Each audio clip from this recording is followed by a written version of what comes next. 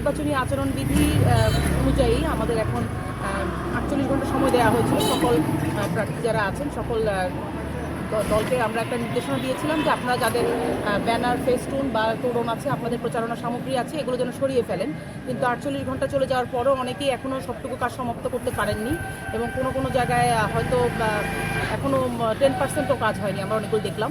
আমরা তাদেরকে বারবার অনুরোধ করেছি, তারা এখনও বলছেন যে তারা কাজ চলমান রেখেছেন, কিন্তু যেহেতু আমাদের সরকারের নির্দেশনা আমরা আচরণবিধির দিকগুলো দেখছি, সেই জায়গা থেকে সেই কাজের অংশ হিসেবে মূলত আমরা শুরু করেছি। আমাদের ট্রাক ভাড়া করে আমরা লেবার সহ আমরা চারপাশে যেগুলো পাচ্ছি প্রচারণা সামগ্রী আছে, এমনকি বড় বড় তোরণ আপনারা দেখতে পাচ্ছেন, সবগুলো থেকে আমরা সকল প্রচারণা সামগ্রী নামানোর কাজ চলমান রেখেছি।